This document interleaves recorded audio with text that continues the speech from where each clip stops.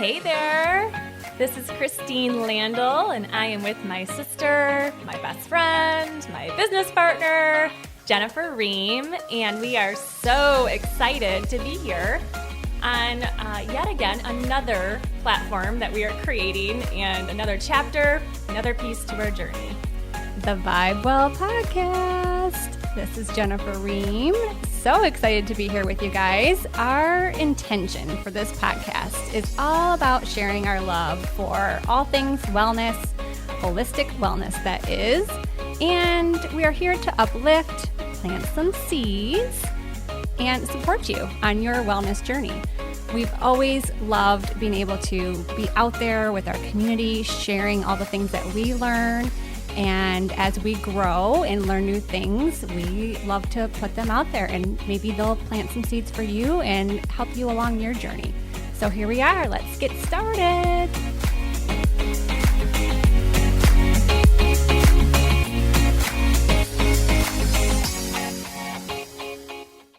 Hey, welcome back. So excited to be here as always. We have a fun interview today with a new friend and someone we've had on our list to get over here on this microphone for a while now. And we're so excited that he was able to make it work in his schedule. And ironically, we had his wife on the last episode. And so you guys get a special treat to have both of them back to back on these podcasts because we're going to ask lots of questions. And Billy is by trade or education a nutritionist, and but we would say he is definitely a wealth of knowledge in the fitness area, nutrition. I follow your podcast. It's one of the reasons why we wanted to have you on too. I just feel like we're like-minded. We're all trying to serve in many of the same ways, and all just trying to make a better world out there. And so we're really excited to have him on. And first, we'll just let him hop on. And I have to add, though. Oh, yeah. I think it's hilarious that when you were reaching out, your wife, April, who we adore, oh, yeah. and who everybody, if you listened to our conversation with her, she was like, well, you got to have Billy on separate. Because yeah, actually, I did ask if you wanted to be on together, and she's like, no. she's like, I won't get a word in. He has so much stuff to say and so much great knowledge that she's like, he deserves his own show. Just him. So she talked you up so well. Yeah. She was very sweet. And now that I've met you and met her, I'm like, oh, yeah, perfect. Yeah. Perfect combination. Yeah, they are. So welcome, Billy, to the show. Thank you. And we'll let you start with kind of like who you are and, how you got into this world of, health and wellness. Awesome. Thank you. First, thank you so much for having me. It's a great honor to be on the show. I'm excited. Like you guys, I have a great passion to impact people, and a platform like this, the medium of a podcast is a brilliant idea. We get to touch a lot of people. If we're just sitting here having a conversation, it's wonderful. But when we can we can scale that and mass produce that and let other people hear it, it's pretty cool. So thanks for having me on here. It's an awesome opportunity. I take great joy at any time being able to do something like this. So we're honored. Yes. Likewise. Thank you. Thank you. And congrats, before we talked briefly about starting. That's a big deal. So kudos to you guys. It's not something that everybody can just do. So major props to you guys for, taking the initiative, and there, a lot of work goes into it, and there's editing and, and a schedule, and you guys have a lot of background. So a lot goes into this, and it sometimes might get overlooked, but I value that. I see that. I understand what you guys are doing. It's a big deal. So thank you. Good job so you can stay as long as you want to stay. Yeah, you guys might have to cut me off. So. Just keep going. So my name is Billy Glowacki. I'm born and raised up in Freeland, Michigan, not too far north from here. Always been in sports. It was very important in my life. My dad was a very, very elite runner. He ran in high school, has school records at Shepherd High School. He went on to run both cross country and track at Ferris State University, and then he qualified for the Olympic trial team in the marathon. Oh, wow. Wow. So like growing up, I remember my dad waking up very early.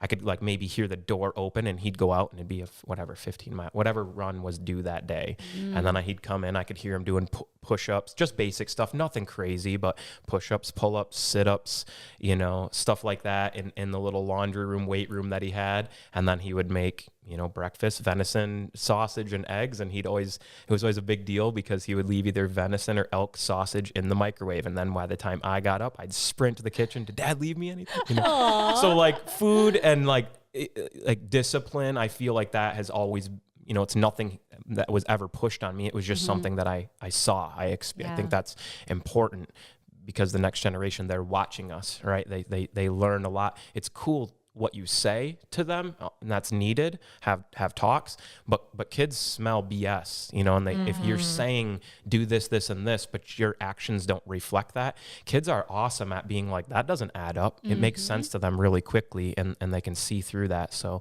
it's important to be a leader of your family. Yeah. He planted some seeds in you. Yeah. So sports always in my life. I played almost every sport to some degree. I did specialize a little bit in basketball, probably around like 6th, 7th grade. I started becoming like really, I'm like I wouldn't say OCD, but like when I get into something, it can, like, I really want to push that thing. And that thing first for me was basketball. And I ended up playing college basketball. That's kind of my athletic career. And when I finished basketball, I was looking for something competitive. I was wanting to continue something inside of the space and wasn't really sure what. And that kind of led to my education. I said, well, initially I thought maybe I would be a strength and conditioning coach. Anything to not have what I thought was a real job, kind of. Yeah. How do I stay? Fun. How do I still do sports? Yeah. And that kind of got me. My stepdad's a physical therapist. He owns a couple clinics up in Saginaw, and I knew like, okay, like how the body moves is cool. And then like it was very appealing to me to be able to like let's say you didn't have a lot of muscle or you weren't good at jumping. If you're a basketball player, can you change that? Like, can I get better at jumping? Can I become faster? Can I put on muscle? Or hey, I'm carrying a little bit too much weight and I want to play linebacker. Whatever that was, that idea of like you can like develop a strategy with how you fuel your body and your exercise, and you can change it. And I thought that was really, it was cool because it's offered to everybody. It's very inclusive. Like you want to get better? Cool, we can do that. Yeah. And so that was really, really exciting for me. I went to school. My degree is in kinesiology. I graduated from Saginaw Valley State University. My major was kinesiology and a minor in coaching. Right after I graduated, I went and worked as a personal trainer at Lifetime Fitness. And then while I was there, I think that's a real pivotal time because I was personal training, and that's awesome. And major props to all the personal trainers out there. I started to feel like, man, these people are paying me a lot of money and I'm only able to be with them for 1 hour a day. And it started to kind of like, I started to have this conflict internally, like, okay, like you're with them an hour and you could be the best personal trainer in the entire world, but how are they sleeping? What are they putting into their body? And this is only, like, let's say a client paid for 3 sessions a week. That's only 3 hours. There's 168 hours in a week. Right. You're impacting them 3 out of 168. Do the math. You don't have a very big impact on that person. Yeah. And so it started to kind of have this dilemma where I knew that I was not, it's when I started to realize I was not driven by money, because it would have been very easy to just keep racking up clients, charging, I was already maxed out at the rate Lifetime would allow me to charge, and absolutely capped out on how many clients I had. And I was starting to see a ceiling and being like, I don't know, like this isn't that, it doesn't feel that cool just to have money, like I don't feel like I'm impacting there was an imbalance. Yeah, it wasn't in alignment with your soul. You were being guided. Yeah. And to think about, okay, this person's, if you think about investments, right? Like if we invest a certain amount, if all of us at this table invested a certain amount of money and the return next year was like, we would not do that again next year. Right. So there should be a certain return on that investment. And when that's not being reciprocated, I think it should really stir our souls. We should be like, and that's how I felt. I was like, I started to almost feel like, I don't want to say like I was robbing people, but it did not feel good to me. Like this much money coming into my account, and then what your return is as the client is this. And it started to feel like big time friction. Yeah. And so I started to, like, it was weird for me because I'm from a small town, and I was like, I kind of had this like urge, like I'll start a business, but I was like, how do you do that? Like a podcast, how do you do that? The word entrepreneur, I always joke around, like entrepreneur was a word that meant like you were a burnout who lived in your mom's basement. Like, entrepreneur, what do you do for a living? You're you have a small business. Like that was not a good vibe where I'm from. That's us. Oh my God. So for so long. Yeah, for so long. Yeah. Started to feel like, I don't know, man. And then like, how do you get an LLC? And do I have to have a website? Do I have to have a YouTube channel? Do I have to have do I have to have I can't do all this. Do I have to have a logo? And it was super overwhelming. And it was honestly a really, really magical time where I found, I had a client that was an attorney and he says, I'll draw up all of your legal stuff. I had a client who's brother, he designed logos and stuff like that. And so it's like started coming together where I could like, okay, I can sort of see how it could come together. LLC, logo. I had a client who designed websites and we kind of bartered a little bit. I'll do this many personal training sessions or this many months of coaching. And next thing I know, I was like, holy crap, like I could do this. Your stars were aligning. I was going to say, that's divine. Being in flow. For sure. Yeah. Being in flow with your life and listening to your guidance. 100%. Yeah. So I kind of made the decision that I was going to leave Lifetime Fitness. And again, it was a little bit scary for me because at the time I was for a 22-year-old kid, I was making what seemed to me at the time was good money. And I was basically throwing that all away. And I had 4 clients. When I left Lifetime Fitness, there was like to some degree a non-compete, but I reached out, hopefully I don't get in trouble for this now 10, 12 years later, but I had built really good relationships and I picked kind of 4 people that had almost become family to me. And I said, look, you're paying me, let's say $1,500 a month. I could charge you $250 a month. I'll design every workout for the entire month, not just a personal training session. I'll do all of your recovery protocol. I'll do your nutrition. I'll do all this, and we'll do weekly check-ins every week, either email, FaceTime, whatever. And I'm going to basically dramatically reduce how much you're paying me. And I think I can deliver you so much more. I think I can make you healthier. I think I can provide you with more value. And so I think at the time, I want to say I was 22 or 23. What I need, like my expenses, all of the money I needed to make was like $1,200 a month. And I left Lifetime with 4 clients, so I had 1,000. And so I started what I call, like, there's an old, just absolutely cringeworthy, YouTube channel a decade ago. But I started this Unchained Potential tour where I just decided I was going to travel the U.S. And I wasn't tied. I hadn't known April yet. Yeah. And I was like, I don't have a girlfriend. I don't have anything going on. And I've got this business now and I'm just going to go travel the US. I was hoping to build little clientele bases all over and then pick one of the 10 cities on my stops and go set up shop there. Oh my gosh, wow. that's amazing. So fun. In the first month I had to pick up one client or else I wouldn't be able to pay all my bills, my student loans, my car bills. I didn't have a ton of bills, but I needed $1,200 or $1,250 and I left making $1,000. And in the first month I picked up a client and I literally broke like even. Oh my gosh. And so I kind of rode that line for 3 or 4 months. And then it went to like 6 clients, 7 clients. And then there's like, I'm sure with most people business, there's little thresholds and it grows and then it will kind of maintain and then it drops sometimes from time to time. But that was enough to prove to myself, like, you can at least like pay all your bills. You might be eating PB&Js and protein shakes. So that's kind of like a rough background of like how I got into sports and then that's when I started Unchained Potential was about a little over a decade, 10, 11 years ago. Wow. And so you're still doing that then? Exactly that? Yeah.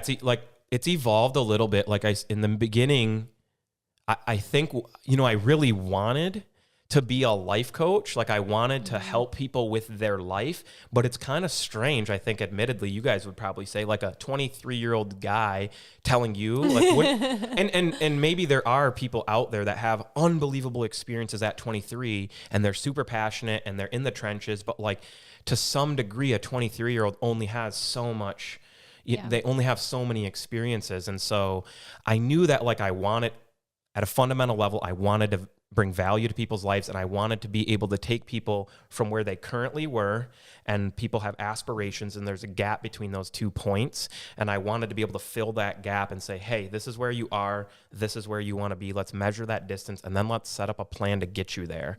And in the beginning, it was primarily just through like nutrition and exercise, and the evolution over the 10 years. The company is still there. It's evolved where now my views have changed. Like if I can't help people understand what they value, and then take their time management skills and everything else that we're all doing as humans, moms, dads, brothers, sisters, you're a coach, you're coaching a soccer team, you have all these other responsibilities. There's so much that happens in a 24-hour day. If I can't help somebody understand what it is that they want to do, and then attach time frames to each of those things, and then correlate that back to their core values and make sure they're in line, then the nuances of like, yes, I know nutrition, but like, it doesn't matter. I could be the smartest nutritionist there ever was. I could be a sleep scientist, the smartest guy ever on sleep. But if I can't help you start managing your time and fit, I always tell my clients, like, we need tangible goals that also have to be realistic. Tangible, we have to be able to measure it. So next week we can talk about it. If I just tell you, hey, go out there and feel better, you come back and it's subjective and you say, I don't know, I think I feel better. How would somebody feel better? Let's make tangible goals this week. You're going to sleep from 10 p.m. till 6 a.m. We're going to get you 8 hours of sleep. You have to have a pre-sleep routine. These are tangible things. We can measure them. You need to be winding down off of your phone, getting away from, all of the blue light. Let's get you shutting down. What helps people shut down? Let's stretch and let's breathe. Maybe take a hot bath or a hot shower. You need to start telling the body, hey, the day your sympathetic nervous system, the fight or flight, all of today's chaos, you can attack it tomorrow, but right now you won't be the best you tomorrow if we can't get your body to recover. So helping people shut down, helping people get that amount of time, that block of time right there is a big chunk of your 24 hours. So you start there. Okay, you have a job. How many hours do you work? Oh, I work 8 hours a day. Okay, well, you have a drive into work. How long is that? So when you put it down on paper, we should be able to find the realistic time that you have to give. And then we go back to your core values and say you value family, you value your health, you have a spirituality component there if you're a Christian or whatever that is, and you want to spend time in the Word. You have friendships that you want to upkeep. You're a soccer coach.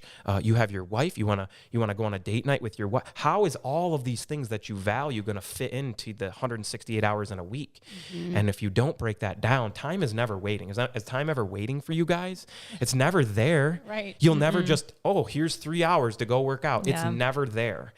But what you value, you'll make time for it. And if you plan that out, I always tell my clients, like, you never skip work, right? Like, you work 8 a.m. to 5 p.m. Do you ever just not show up? So we have to start treating like a workout or a date night or grocery shop. Those are all our brain sees those time slots differently, which is, I think, inappropriate. We need to start seeing if you value something and you've created a realistic timeline where it can happen in your 24-hour days. Just like going to work, you never just don't show up. You can't just skip workouts or whatever it is. And again, there's a little bit of like, is it realistic for me? You have to go through that, and you have to make sure that the timeline that you've created and the things that you value are all there. But once we have that, we're constantly refining that. And so that's kind of the evolution. Like there's different nuances inside of sleep. I'm definitely trying to stay in my zone here, stay in my lane. I'm not a sleep scientist, but there are things that I understand about that. And then there's nutrition, and then there's recovery, and anytime I find somebody who needs more than that, I have great friends that are physical therapists. My stepdad's a physical therapist. If I can impact somebody at a base level, and then all of a sudden I'm like, oh crap, like you might need a physical therapist to like really help you out, then I can refer out to that. Or hey, like I'm a nutritionist, but like I'm kind of like what I would call like a sports nutritionist. Part of my certification, it's not inside of my certification to treat a disease. So if somebody comes to me, I say, look, these things I think can help you in just my fundamental belief, holistic health and fitness. If you do most things: sleep well, drink water, understand energy balance, exercise, get outside, manage your stress levels. You have a recovery. No one partaking in those things is ever moving on the spectrum towards sickness. They're always moving towards health or thriving. So that's a fundamental belief I have, and I'm always trying to help build that strategy for each client. But if there is some type of a disease, or there's something that's above and beyond me, then I try to outsource that to somebody inside of their specialty. Like, hey, you need to go see so-and-so because they understand gut health at a level that I will never understand. I can give you a couple pointers. And if we attack it holistically and with my base knowledge, we can solve it, great. And then what we end up with is we've taken people who have maybe 20 or 30 issues and it boils down to, I actually only have like 2 or 3 things that really need specialized help. Yeah. And then let's outsource to that. And that's where our passion is, the functional root cause of it all. And I love that that's where your focus is. By all of those means. Yeah. And the other thing that I was thinking about too, when you were talking about this, when you bring in a client, I think the awareness alone of sitting down and going through that with somebody is probably so mind-blowing to so many people at this point in our world. Because as you know, and we talk about this a lot, we're so distracted. And so many people are walking through life in such a fog. They're so disconnected from their inner self, and which makes them so disconnected from the outer world, that they really just the literally sitting down and having somebody bring awareness to these things and point these things out and help them reflect is a game changer alone. It's huge. Huge. And I feel like it calls you out a little bit on your own BS. Yes. Yeah. Like, you mean... Which is so good. Good. All right, the book, Ryan Holiday has the book, Ego is the Enemy, an amazing book, but that's our ego that will stop us from telling the truth to ourselves. Yeah. Our ego tells a story that we like to hear. Sometimes, and that's where we're at in the world right now a little bit, right? Like sometimes, I always say people don't care about what you know unless they know that you care. If you can care about somebody, and I look my clients dead in the eyes and tell them, I love you, I care about you, and when they know that, then I can get away with telling them the truth. If I'm a jerk to everybody and then I tell them the truth, they're not seeing it as the truth. They're seeing it as like, Billy's a jerk. He said this to me. But if somebody knows that I love and care about them, then the perspective, the paradigm shift is like, he's saying this and I don't like it, and it's convicting me, and it's like confronting this thing that I'm not doing well, but he's not saying that to tear me down. He's actually saying that, again, play on my company name, potential. I'm trying to get you to your potential. Yeah. It's so good. It's so good. I love that. I don't know if it was you or if it was April that mentioned it. That was the first time I really thought about it like that, putting it in a vision of what are my priorities and then where is my time management. And I feel like we do a pretty good job with our self-care and all of that. But I think relationships, like if relationships here, why are you putting more time into work? Yeah. Why are you working 60 hours a week when you value money or business growth as number 7 on your core values, and you view your friendships or your relationship with your husband or your relationship with your kids, you value that at number 2. But when we look at, right, that's what that tangibly, I sleep 8 hours a night and I go to work, and you look at it, and at the end of I'll have clients we'll tally it all up together, and it can be a real gut punch when you say, I spent 3 hours out of 168 with my family this week, and I spent 60 hours of work. And it's like, and then that person, a lot of times you're seeing you're literally seeing the wheels turning, and they're going like, no wonder I'm so frustrated at life, right? I am disproportionately pushing out my time into areas that are not returning into what my core value, like where my true north is. What do I want out of life? And I'm not functioning that way. Of course you don't like your job. Of course you're frustrated. Of course your marriage doesn't feel awesome right now because you've spent 1 hour with your wife this week and 60 hours at work and 13 hours on your fantasy football or whatever. Nothing wrong with any of those things, but is it lining up with what you value? And so people are that we're frustrated. We don't find joy in what we're doing. When we once did find joy in work, we're not finding that joy anymore. Right. Why? Because again, there is I call it friction. There is a friction between what you want and what you're currently doing. And so when we're able to be honest with ourselves, again, that's a big battle. The ego is, like the book says, it is the enemy. It's a nasty thing, and it will fight so hard for you to not look in the mirror and tell the truth about these things. But if you can, there's so much power on the other side of just saying, the person who's willing to say, look, I could be wrong. I think it's a great space to be in, to say, like, I'm not right about all this. And if you are interested in becoming the best version of yourself, then what do you have to lose by finding something wrong? When I have a client and we figure out there's a hole in their game, they always look down. Their shoulders will come down, their eyes have that sadness, and I say, what are you doing that for?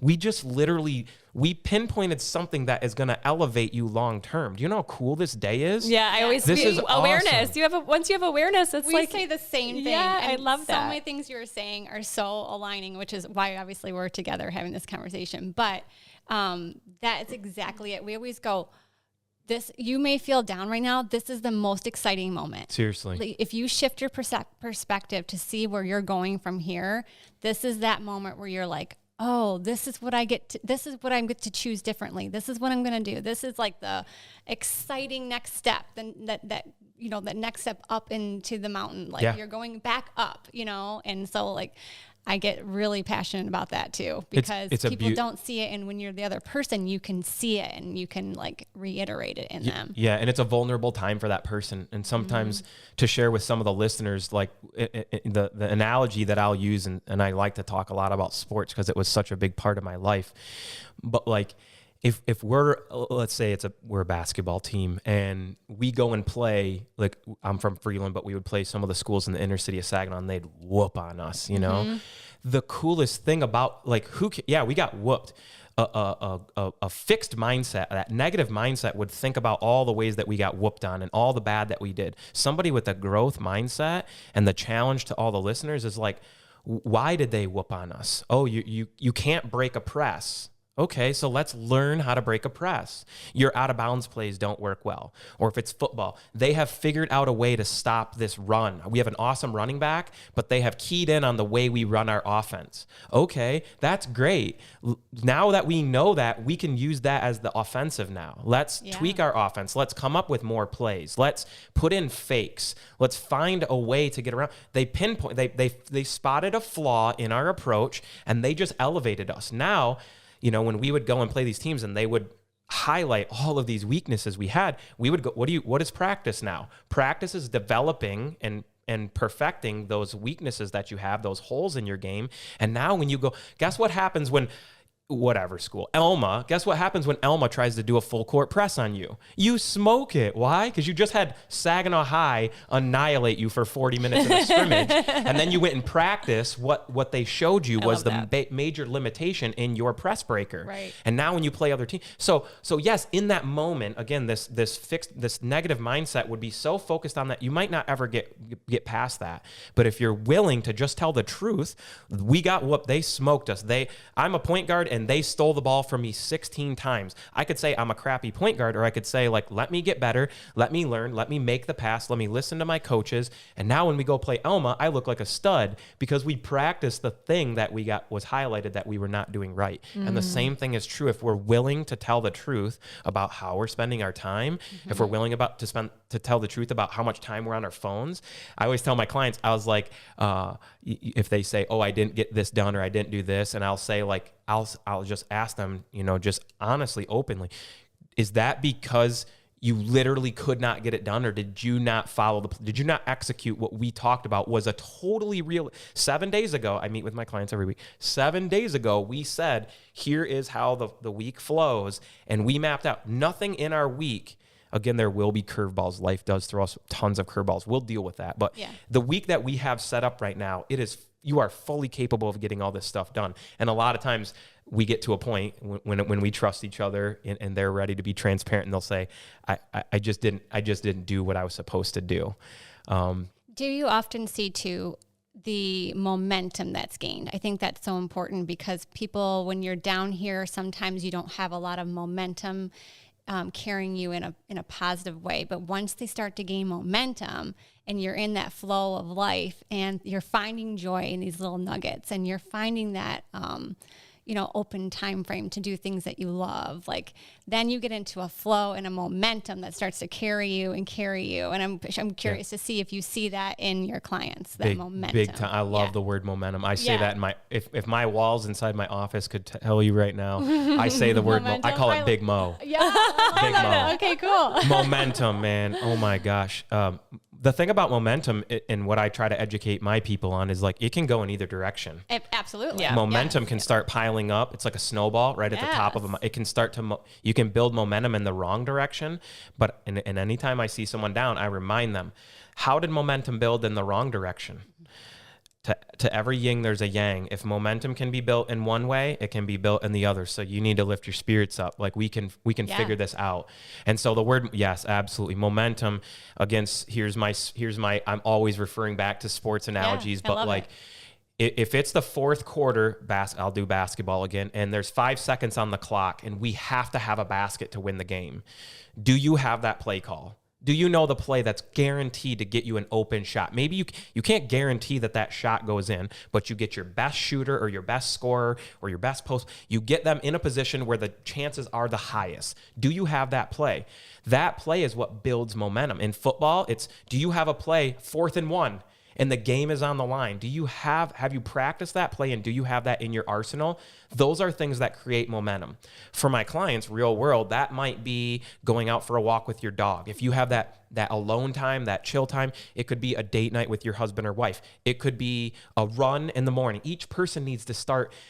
People are too interested in what the gurus are saying, like it's a magic, like silver bullet, and they're not paying attention to themselves. Right. And so a lot of what I'm doing with my clients is I'm trying to get them to understand who they are. Who are you?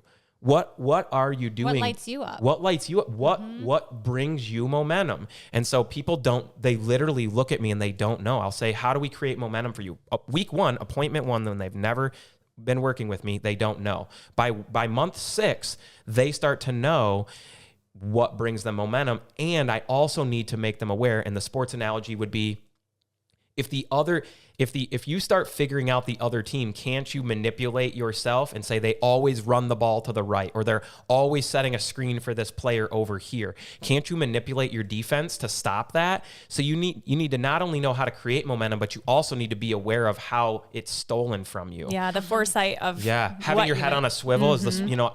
I would rather get punched I would rather you stare me in the eyes and wind up and me to be able to ready and brace for it and get punched than to get blindsided. Right. And so people they're just constantly getting blindsided day to day, week to week. And don't you think that's from living in this external view of always living externally and instead of going within and getting in touch within? And I feel like that's what we've been talking about so much too, is that everyone's listening to what the outside world is telling them how they should live, what they should be doing, what they should eat, how they should exercise, instead of, like you said, going within and having some foresight and planning it out. And I had a question around that and how you do that. So do you each week does your client plan their week out hour by hour?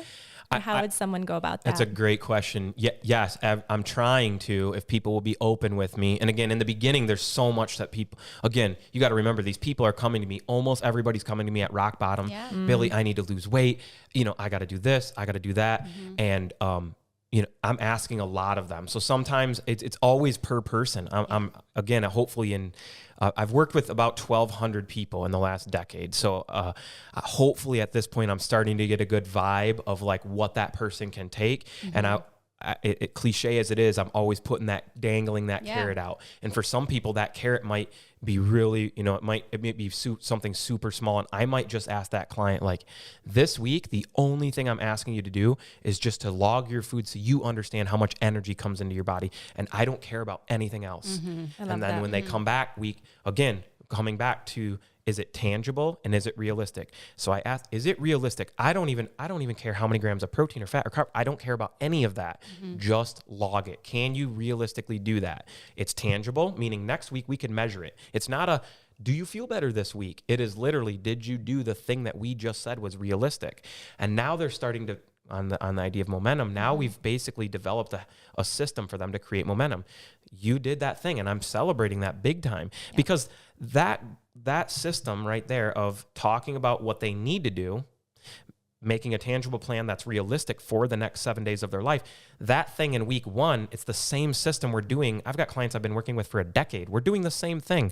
I'm not giving client in year number 10 different advice as client number 1. It's the same. It's the same thing. And so when somebody does, let's say it's months 3, 4, 5, 6, whatever, that client is like, got the basic nuances of like tracking food, based on how much muscle tissue I have. This is the optimal range and low and high levels of protein. This is how much fuel my body requires based on how active I am. These are my goals. I'm trying to gain lean muscle tissue. I'm trying to lose body fat. I'm trying to perform better, or I'm just trying, to have more energy. Whatever that client decides, yes, we're working towards all of those things. And that's the nuance of just the nutrition aspect. Then you can go into the sleep. And the big sweeping overall thing that we're trying to do is to sit down and say, I'll say, what do we got this week? What do you have going on? I say, what are the potential hurdles or obstacles that you have in this week? And what I'm asking is, what could potentially steal your momentum? And so for some people, let's say somebody's they're in the dating world and they are casually drinking 10 or 12 drinks a week. They're going on a couple dates. They still, they're hanging out on the weekends watching football. Nothing wrong with that. But if you know that having 6 drinks on a Friday night means that you feel crummy, your food choices get really, really bad Friday night after you've got your buzz, that Saturday morning you're not working out, and your food choices, you're going for greasy foods, and then Sunday you feel guilty. So that one night of drinking cost us Friday, Saturday, and Sunday. And just asking that I'm not here to You're not judging. I tell people I care about you, but I don't care what you do. My job is to have enough experience and education to present in front of you the pros and cons of every choice you could possibly make.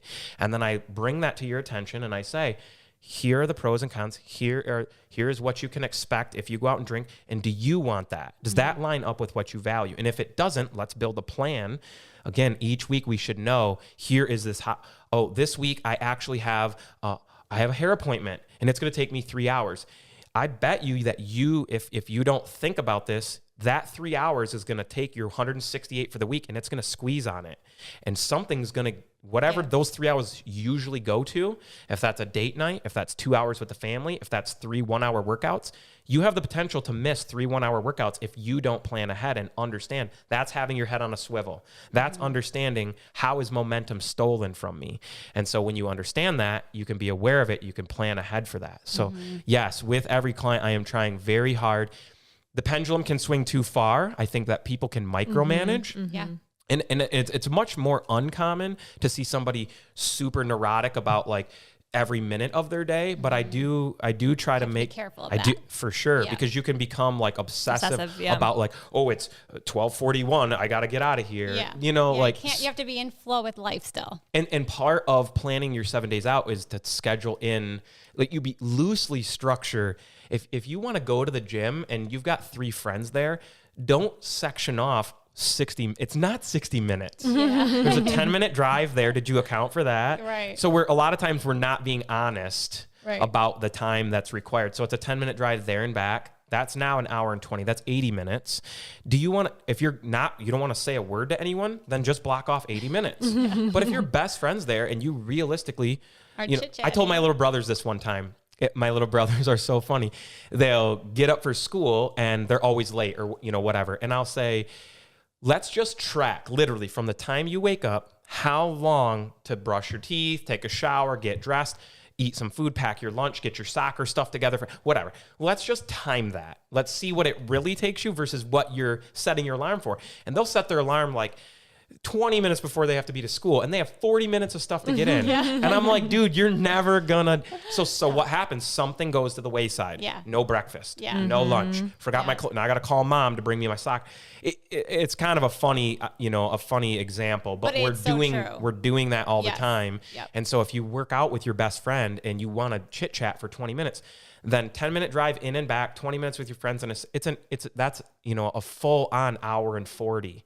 And so if you don't plan for that, something's going to get, you're not going to be able to feed the dog, go out for a walk with the dog, or you're not going to get to spend 30 minutes to sit down at the dinner table and have a nice dinner with your family or your husband, whatever that is. Something's going to get pushed off, probably something you value. Yeah. And I think it's so important to even just take the time to figure out what works best for you, because what works for you doesn't work for me, or vice versa. Yes. So it's such an individual process and that's why it's so helpful to have somebody like you, Bingo. Walking you through that, because everybody's different. And so like what's bringing me joy is not going to necessarily bring you joy. So it's like, it's finding that. Finding that with each person. Yeah, and I'm going to piggyback. That's beautiful. I'm going to piggyback and say, I'm always reminding people too, when we come up with this plan, people are so critical of themselves.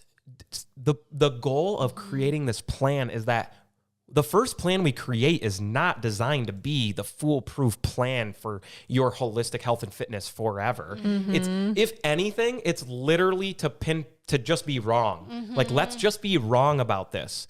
Next week, 7 days from now, you're going to come in here. I can always tell if a client's doing what they're supposed to, because they come in and they have a notebook and they're saying like, this didn't go well, this didn't.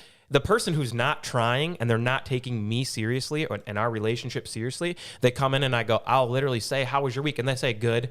And my clients know like that's not going to be sufficient. That ain't going to fly. We don't roll like that. If that's what you're coming in, like I am not a value. I am not an asset to you if you can't tell me things. I tell people a lot of times, I'm a holistic health and fitness problem solver. If you don't present me with your problems, like, why are you paying me? I am not, the money that you're giving to me, I am not giving you a return on your investment. So you honestly, and I've told people like, I don't think we're a good fit. It's not fair to, you're paying me way too much money and I'm not giving you anything in return. So the clients that come back in, again, got on a little bit of a tangent there, but the reality is come back and have questions and don't be so hard on the goal is not for it to be perfect. We're putting this out there to see what the holes are. It's like, it's like somebody with a hole in their tire. You take it to the tire shop and I don't know, I think they put like soap on it and you find out, oh, there's where the little bubble is. You're finding that hole and then you can plug that hole. Okay. For us, we're finding that you think it takes you 60 minutes to work out every day, but it's actually 100 minutes. And so now we need to go back 4 days a week so that you've scheduled in 4 60-minute sections of your week, but it's actually 4 100-minute sections. And so great, I'm glad that I'm saying I'm kind of throwing you to the wolves. That's what I'll tell a client, but that's a good thing. And if we can agree that your goal is not perfection this week, it's just to go out and to bring me your problems, bring me what didn't work. And it's always about refining. It's like a sculpt. You're always refining that base product. And over time, it does refine quite a bit. And that's where somebody's really got momentum, is because the skeleton of the structure of their week shouldn't change crazily. But if kids are going back to school right now, a lot of my clients are going through a little bit of a change. And they're going from, this is the way we function during the summer, and here is now how we're functioning during the year. The last thing I'll say on this is one problem that I see or an issue is that people think they're going to function the same way 7 days a week.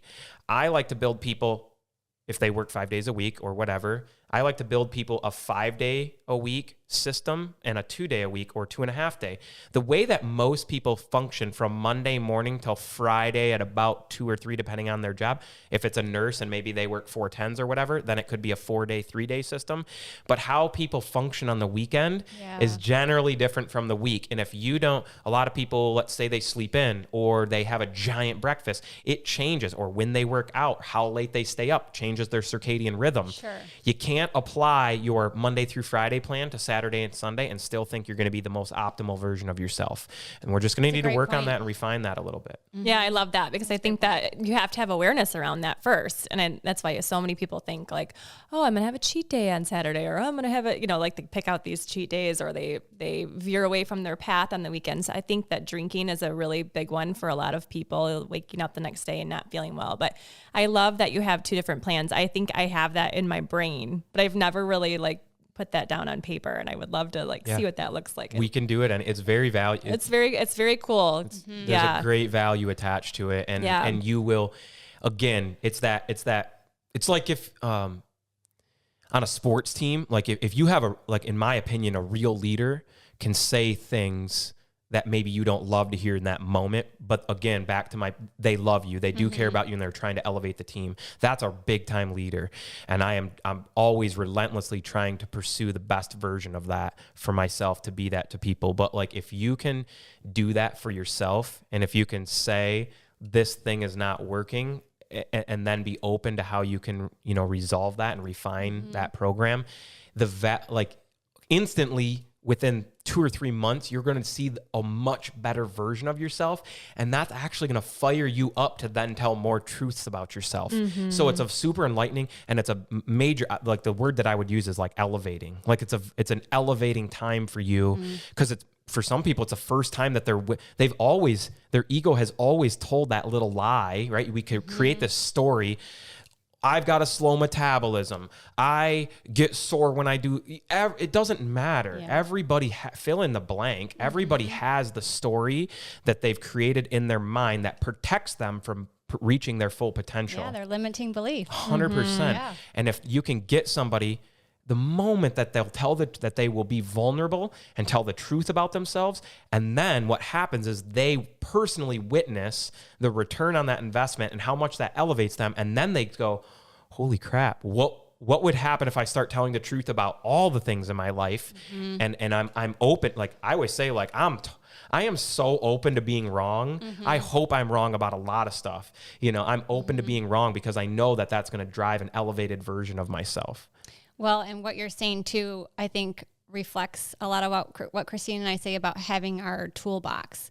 So when you have the toolbox and momentum starts to go the other way, you're like, I need to grab some tools out of the toolbox and get my momentum shifting back in the right direction. Yes. And then you milk it from there. You're 100%. Like, okay, next tool, keep it going. And awareness got you there. And awareness was your pivoting point. And you work, and your overall vision and bringing that awareness, the whole package that you deliver in that way is so awesome in that respect, that they can see, okay, once I start to do these things, I do get momentum, and here are my tools that I need to reach for when I fall off or whatever it is. Yeah. Have a rough weekend, whatever it is. Here's the tools I need to do to get back on track. And so I get super excited about that kind of stuff, and you're bringing all that together and with different language and different analogies. That it's it just so fires me up a little bit, because I'm like, oh yeah, I love that. I love your perspective on it. Yeah, it's so thank good. you. I love so it. Good. Well, and I think it's such an important piece to take a bird's eye view of what you teach and what you preach and all of that, because of where we are now in our world, where our earth is, and just the energy as a whole and where we're going. I feel like we're in a huge transition time, and we talk about this all the time. And I think this tool is such a great way to tackle anything in life. And so many people right now, I feel, are at a pivotal point in, I can't go on this way any longer. The energy is intense and stressed and not feeling healthy, whatever it is, really, relationships, all of it.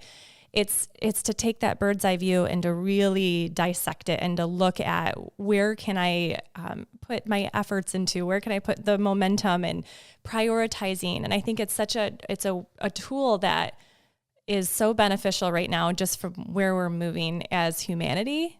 Things are changing. We all know that. We can feel it. If you're not quite looking at it like that. Yeah. I mean, if you're listening to this, you probably are, because we talk about it a lot, how we're just the shift in humanity is such a big change right now. And I just feel like all of these tools are so great in a holistic whole body, mind, spirit, soul perspective.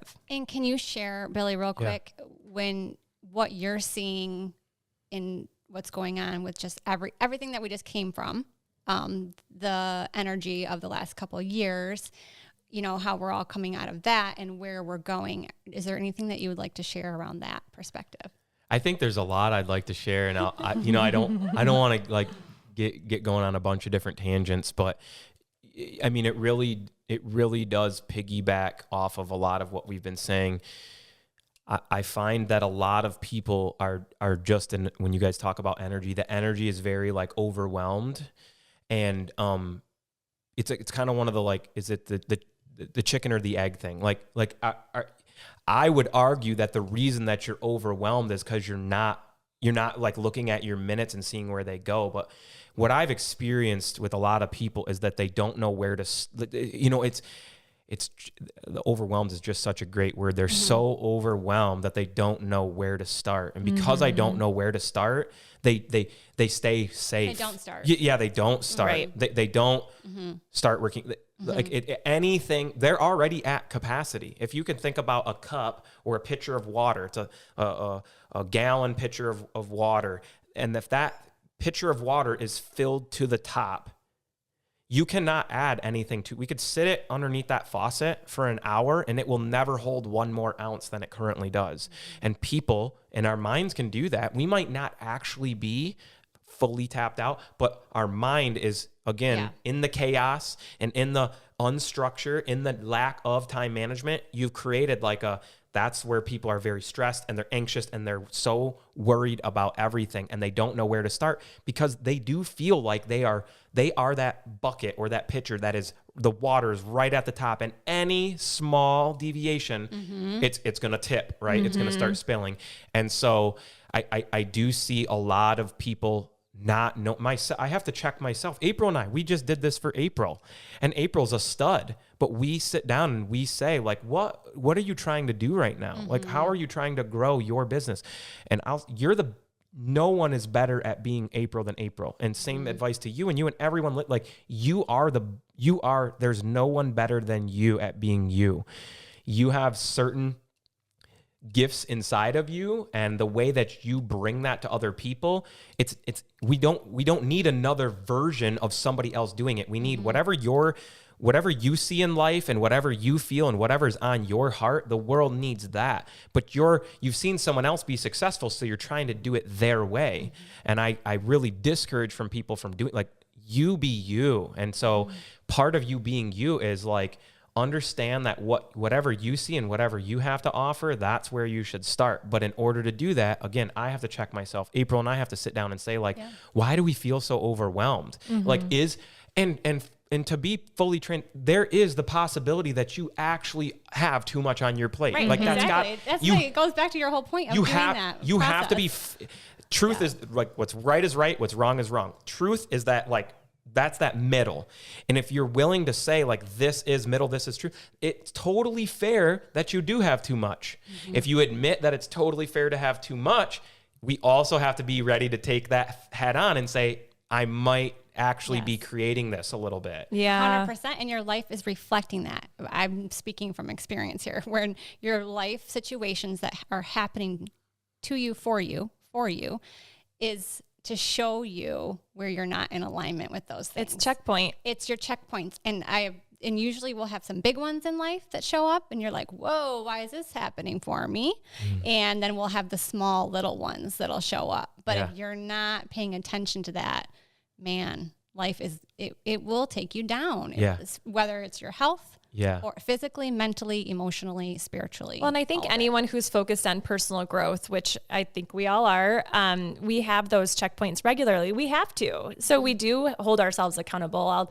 I'll turn to Jen and excuse me, and she'll hold me accountable, or whomever. I mean, I have a whole team of people that I work with, whether it's that's important. Don't run past that. She said that she has a team around her. Yes, it's important. It is so important, and I think because I am always so self-reflective and how can I grow? How can I learn? What can I do? And which can be sometimes a fault too.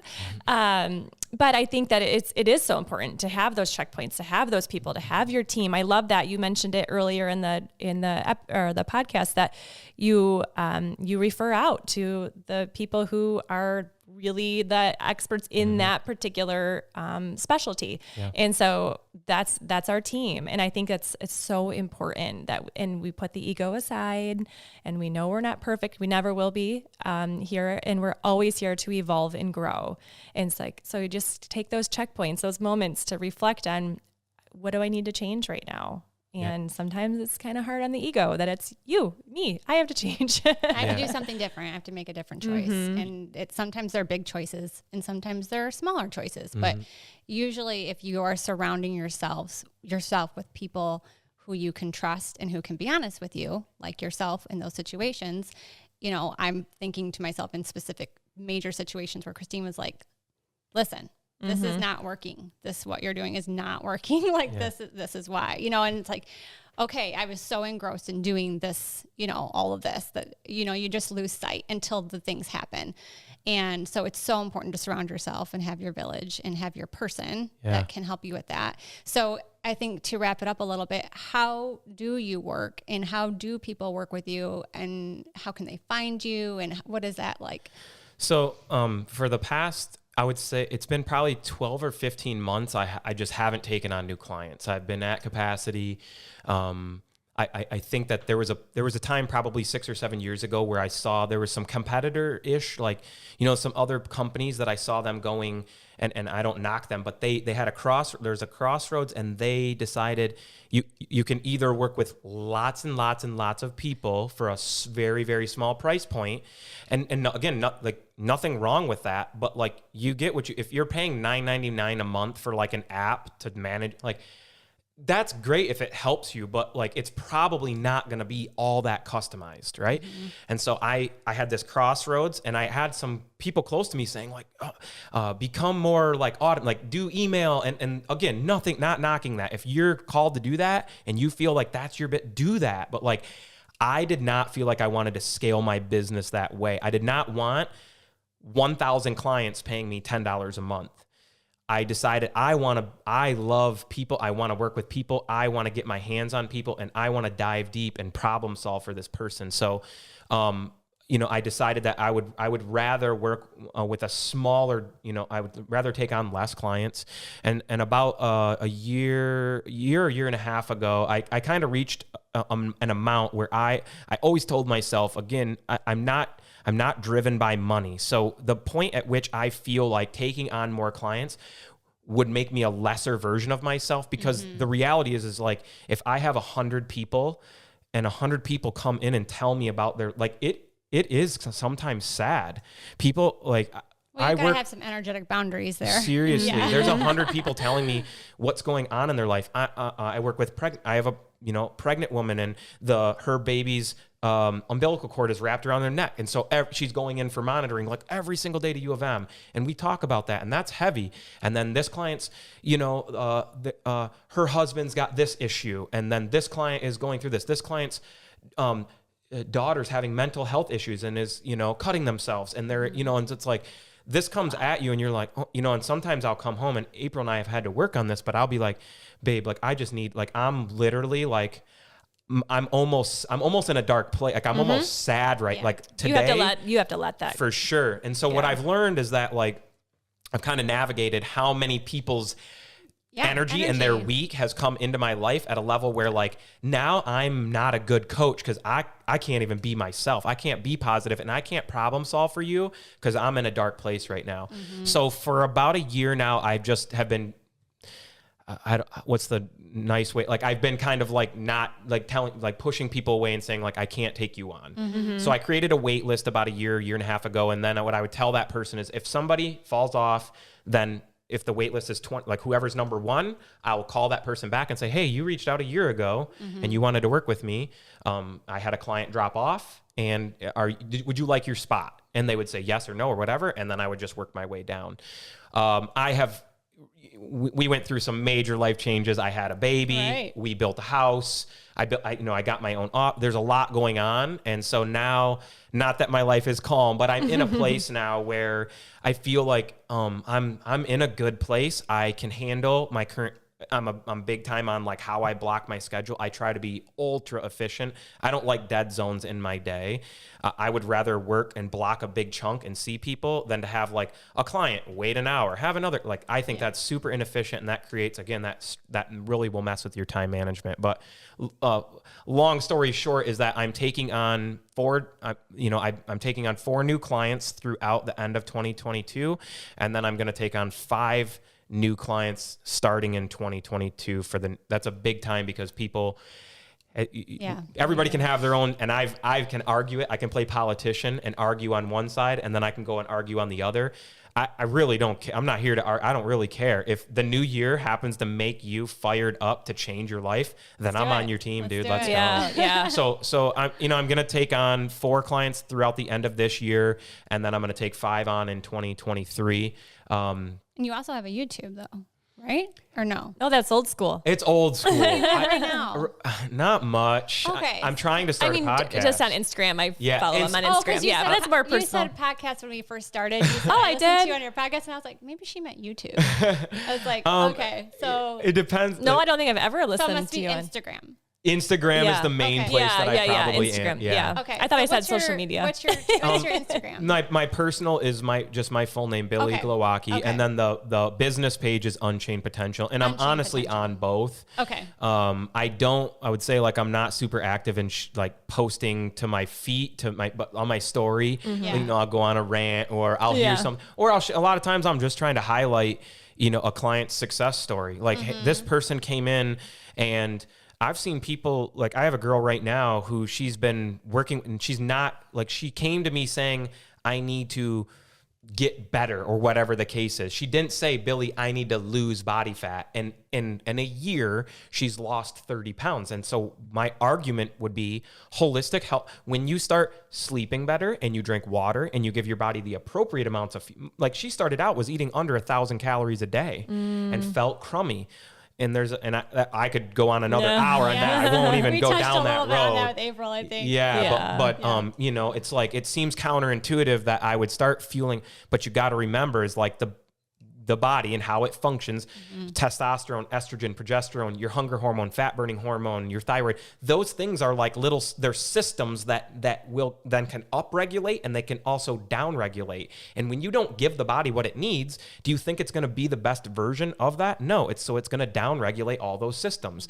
And by sleeping and drinking water and getting the appropriate amounts of proteins, fats, and carbs, and giving your body fruits and vegetables, and getting out in the sun and drinking all that, managing alcohol, when we create this holistic plan, you'll look and see all of these systems will upregulate, and then you'll produce a better version of yourself. So it's not ever, I don't want to, give false sense of hope that everybody can lose 30 pounds by doing, but I'm just saying that's a story that I see where she didn't come to me and say, I want to lose 30 pounds, but the byproduct of focusing on her holistic health and fitness was absolutely unreal. Amen to that. Yeah. I love that. That's such a great story. I'll highlight stuff like that, something that I see to be like, I'll find like the culture inside of dieting is saying one thing, and I'm just like, man, how sad that is. I always call like the dieting culture like a bully, and I'm like, what a bully! Like you've taken somebody who really, really wants to get better, and you've preyed on that, and you've said, pay me this amount of money, or try this, and I'm not bashing keto, I'm not bashing intermittent, nothing. They're all tools, right? For each person, this might work better for this person, and this might work better for that person. That's a conversation for another day. But the reality is like, you've gotten this person in a very vulnerable position, and you're preying on that, and that feels like a bully, man. That's a bully, and I don't like that. Yeah. But I'll share stuff like that, and I'll try to be a voice of, I hope that, one day when I die, people will say like, he was like always like that. He was always like the middle ground. He was telling the truth. I don't have a dog in the fight either. I've turned down, like I bodybuilded for a while. I power lifted. I did strongman. I was in the Olympic lifting community. And now my primary sport is I CrossFit, I run, and I do functional fitness, stuff like that. I don't have a sponsor. I don't have a dog in the fight. I have not planted my stake in any one thing. So it allows me, I can go and say like, hey, the current research we have is not, it's not pointing in that direction. Well, and it helps you to maintain that holistic point of view. Yeah. And I think is so important. Yep. So Really- I'll share stuff like that, Yeah. or, you know, I'll go on a rant or, you know, whatever it is, but that's kind of the extent of me on social media. Okay. Most people would probably like yell at me. Like if I had a marketing coach, he'd be like, dude, you really stink at this. You don't need You one. don't have a I podcast. think you need one. You are in flow with what you're supposed to That's be been a doing. fundamental belief, like Yeah. take care of people. And I would rather Yeah. grow. I was thinking about it the other day, like the organic growth feels wonderful. And when there's nothing more powerful than when I impact someone's life and someone sees this woman who's lost, and she goes, oh my gosh, what are you doing? And she will say, I've been working with somebody holistically. And then that person is like, that's why I had to have a wait list, because people are literally banging down the door saying like, and it becomes a like, now I'm, to some degree, I'm kind of like deciding who I want to work with. And generally it's kind of thought of the other way. Like I'm going to choose which nutritionist, and it's like, I'm going to choose which client I want to work with. And that I think comes That's from alignment. That's That's alignment. yeah. But people can reach out. I'll talk to any, like whatever I can give. If I have 5 minutes between clients, or if I have time if the baby's sleeping on me or whatever, I love talking. Like that the only way you get to doing this every single day for 10 or 12 years is you actually love it. So I'm super blessed that like what I love to do also provides for my family. I can feel your passion. Yeah. So it just exudes out of you, which is, you know, so grateful to have you on. This has been such a great conversation. I'm super stoked. This was a loved riot. it. I loved it so much. We look forward to your podcast and for the book that you're going to write on the time management. I kept thinking like, oh, this needs to be a book. This needs to be a book. Yeah, Maybe one day. I think so. One day, maybe. One But day. the podcast, If it's in for alignment. sure. Yes. It's a big passion. Billy, thank you. Thank you so much. I guys. feel Thank like you so so many people will get so much value out of this. So we really appreciate If you being there's on anything here. else I can do for any of the listeners, like I said, please, like, it's not like you can't contact. It's not like I'm untouchable. You can reach out anytime. Okay. I'll talk. I'll share perspective. I'll give you my 2 cents to whatever level. Awesome. There's generally a lot people can do on their own too. Sure. I would say before you reach out and hire, like, let me tell you what I think you could do without even paying me. You might see so much return on investment that you're like, dude, I don't need you. Good. Great. Then you have like, and if you ever reach the level, then yeah, let's talk about that. But you can do so much on your own if you're 100%. willing. Yeah. 100%. That's awesome. Thank you, Billy. So authentic. Yes. All right, everybody. Thanks for joining us. We'll make sure to include Billy's contact below. So, or your Instagram and your website. So, All right. Thank you. Thanks, guys. Till next time. Bye.